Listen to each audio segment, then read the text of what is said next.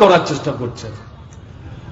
তারা ভোটের সময় গরিবের কথা বলে তাদের বাক্সে ভোট জড়ো করে বটে, কিন্তু ক্ষমতায় বসতে পারলে পর তারা মূলত ভারতবর্ষের একচেটিয়া বড় বড় পুঁজিপতি, ধনিক বণিক,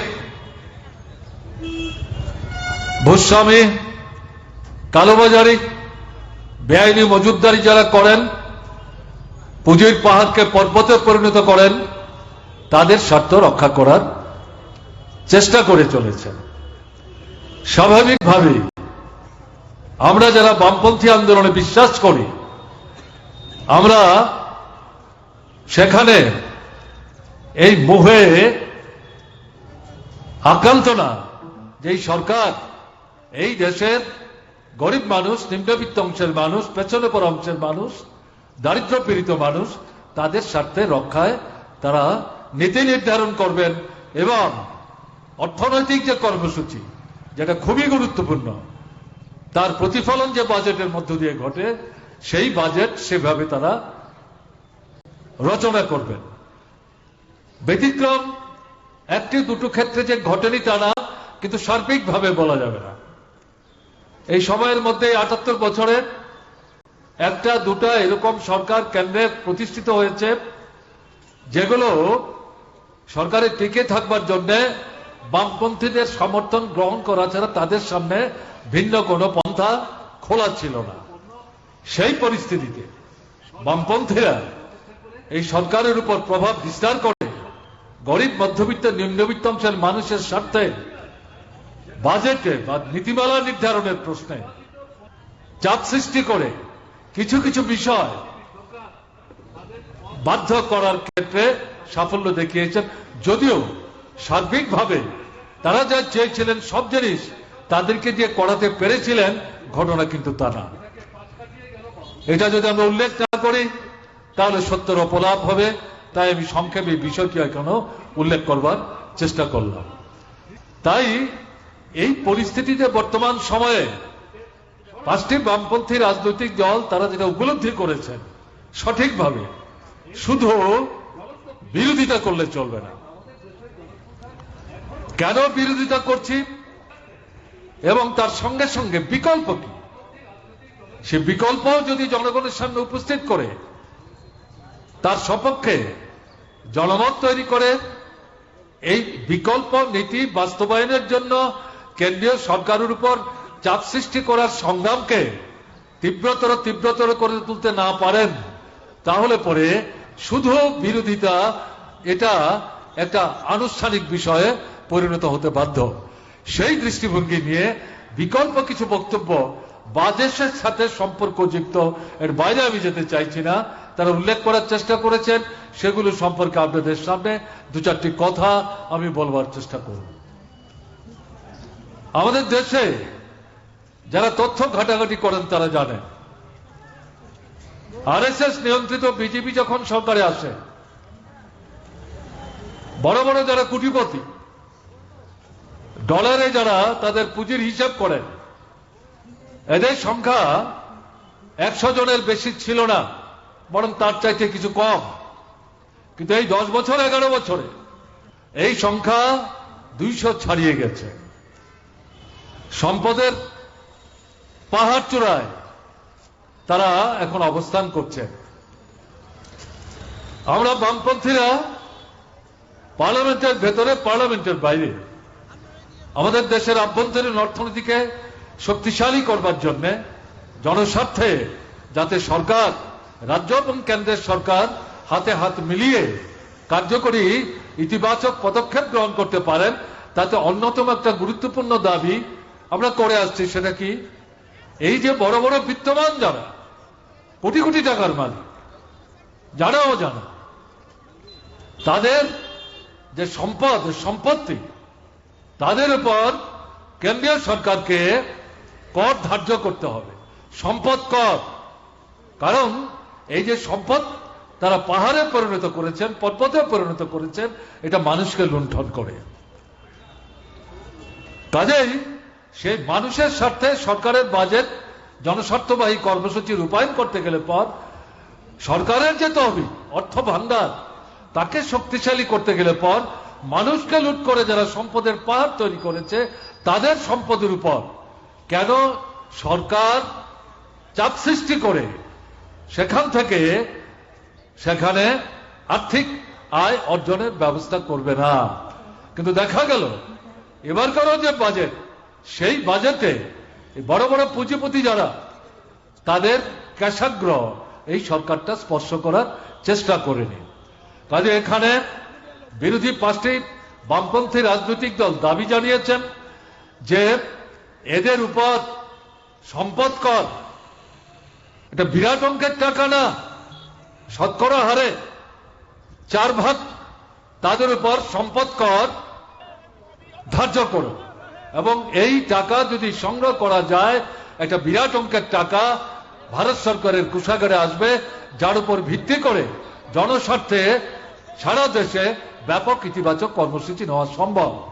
যেহেতু কেন্দ্রীয় সরকার করছে না, এই দাবি আমরা অনেকদিন আগে করছিলাম, এই মুহূর্তে সারা দেশের মানুষকে এই দাবিতে সোচ্চার হওয়ার জন্য সংগঠিত হওয়ার জন্য আমরা আবেদন জানাচ্ছি। আমাদের ভারতবর্ষের অর্থনীতির বড় বড় যে পুঁজিপতিরা তারা কর্পোরেশন তৈরি করে, যাদেরকে আমরা কর্পোরেট বলি, তারা বাজার নিয়ন্ত্রণ করার চেষ্টা করছেন এবং এর মাধ্যমে প্রত্যক্ষ পরোক্ষভাবে তারা কোটি কোটি টাকার সম্পদের পাহাড় তৈরি করছেন। এই জায়গাতে যেটা পাঁচটি বামপন্থী রাজনৈতিক দলের পক্ষ থেকে দাবি করা হয়েছে, কর্পোরেশন ট্যাক্স, সাধারণ দোকানিদের উপর ট্যাক্সের চাপ না বাড়িয়ে বড় বড় কর্পোরেশন যারা নিয়ন্ত্রণ করছেন, যারা গোটা ভারতবর্ষের অর্থনীতিকে নিয়ন্ত্রণ করছেন, সেই কর্পোরেশনের উপর ট্যাক্স বাড়াতে হবে।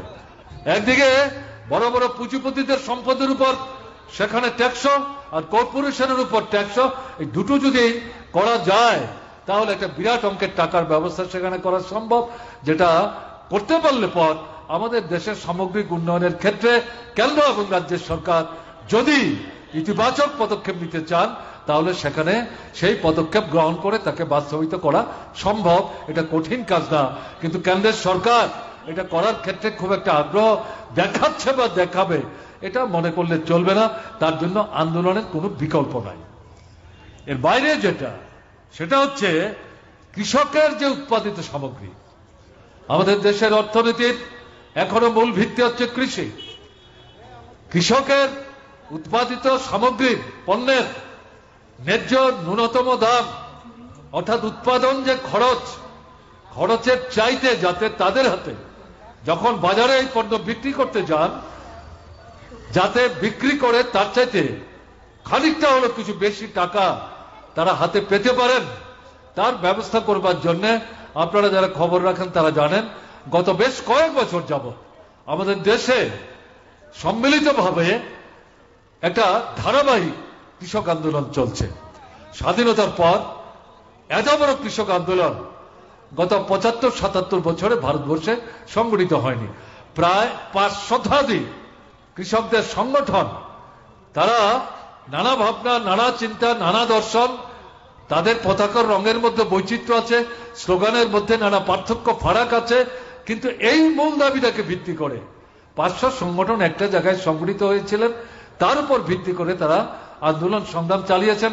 ১ বছর দিল্লিতে ঢুকবার মুখে হরিয়ানা এবং দিল্লির মাঝামাঝি জায়গায় কেন্দ্রের সরকার, এই বিজেপি সরকার, তাদের পথ রুখে দেয় এবং তাদেরকে দিল্লিতে ঢুকতে দেয়নি।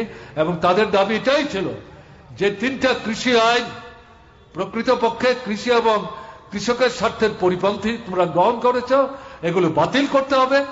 দ্বিতীয়ত, বিদ্যুতের দাম বাড়ানো চলবে না।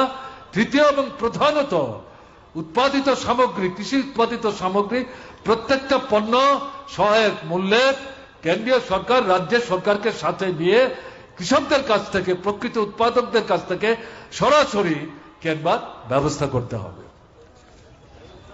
দেখা গেল এবারকার যে বাজেট, সেই বাজেটে এই যে জ্বলন্ত বিষয়টি, কারণ আমাদের দেশের জনসংখ্যার এখনো অর্ধেকের বেশি হচ্ছেন কৃষক এবং কৃষির সাথে প্রত্যক্ষ পরোক্ষভাবে যুক্ত, এই জ্বলন্ত বিষয়টি এবার আর বাজেটও কিন্তু গুরুত্ব দেওয়া হলো না। এটাকে পাশ কাটিয়ে গেল বা উপেক্ষা করা হলো। এটা সচেতন ভাবে তাদের শ্রেণী স্বার্থে বড় বড় যোদ্ধার, কালোবাজারি মজুদ্দার যারা, তাদের স্বার্থ রক্ষা করার জন্য তারা 3টি যে কৃষি আইন সেটা স্থগিত রেখেছে, কিন্তু উৎপাদিত পণ্যের ন্যায্য দাম দেওয়ার ক্ষেত্রে যে পদক্ষেপ গ্রহণ করা দরকার সেটা হচ্ছে সবচেয়ে গুরুত্বপূর্ণ দাবি। সেই দাবি তারা কিন্তু এখনো বাস্তবায়িত করছে না।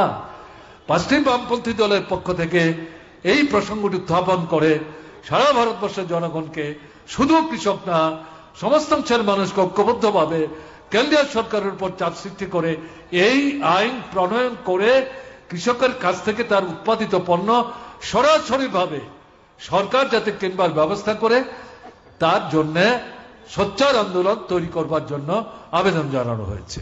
আমরা এখানেও এই দাবি সামনে রেখে এই অবস্থান আন্দোলন সংগঠিত করছি এবং এর পাশাপাশি স্বাস্থ্য এবং শিক্ষা এটা অত্যন্ত গুরুত্বপূর্ণ।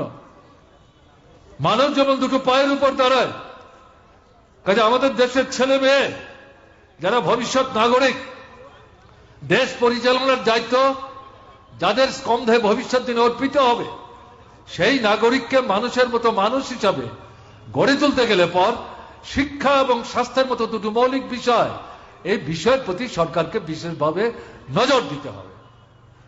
দীর্ঘদিন যাবৎ এই প্রশ্নে দাবি করা হচ্ছে স্বাস্থ্য খাতে জিডিপি, গ্রস ডোমেস্টিক প্রোডাক্টস, যেটা দেশের সম্পদের সম্মিলিত হিসেব সেখানে করে, এটাকে ভিত্তি করে হয় জিডিপি। সেখানে দাবি করা হচ্ছিল এই জিডিপির একটা অংশ স্বাস্থ্যের জন্য, একটা অংশ শিক্ষার জন্য কেন্দ্রীয় সরকারকে চিহ্নিত করে বাজেটের মধ্যে সেটাকে অন্তর্ভুক্ত করতে হবে। কিন্তু দেখা যাচ্ছে এই দাবি যতই জনপ্রিয় হোক না কেন, যতই প্রাসঙ্গিক হোক না কেন, কেন্দ্রের সরকার কি আগের সরকার কি বর্তমান আরএসএস নিয়ন্ত্রিত বিজেপি সরকার 11 বছর হয়ে গেল, তারা একে গুরুত্ব দেওয়ার চেষ্টা করছেন না। তাদের কাছে এটা যেন একটা স্লোগান, এটাকে তারা সেইভাবে নজরে দেওয়ার চেষ্টা করছেন না। যদি মনে করেন যে তারা বুঝতে পারছেন না, তাহলে ভুল করবেন। তারা জেনে বুঝেই এই বিষয়টার প্রতি গুরুত্ব দিতে চাইছেন না।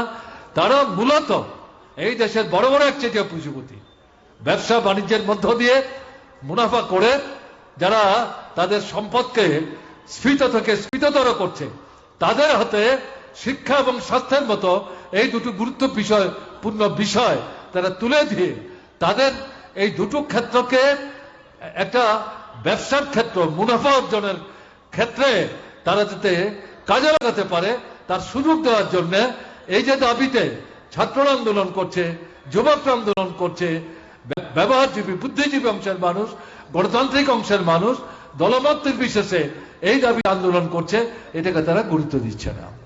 এবারের বাজেটও এই বিষয় সম্পর্কে সরকার নির্বাক ছিল। এখানে এই 5টি রাজনৈতিক দল নির্দিষ্টভাবে এই দাবি আবার উত্থাপন করেছেন।